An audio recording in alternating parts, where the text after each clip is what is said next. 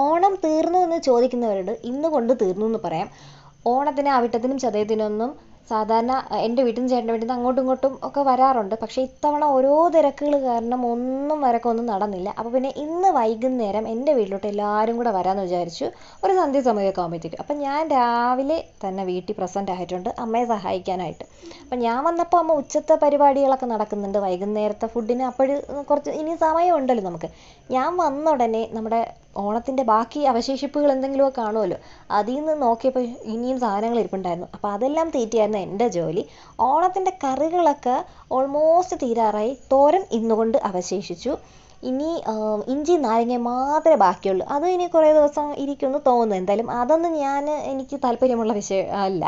അങ്ങനെ ഉച്ചത്തേക്ക് 2 ഇല ഉണ്ടായിരുന്നു. അപ്പോൾ 2 പേര് ഇലയിൽ കഴിച്ചു.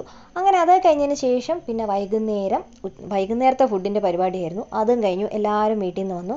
എല്ലാവരും ഫുഡൊക്കെ കഴിച്ചു. കുറേ നേരം കാര്യങ്ങളൊക്കെ പറഞ്ഞിരുന്നു. പിന്നെ ഒരു രാത്രിയായപ്പോൾ ഐസ്ക്രീം ഉണ്ടായിരുന്നു.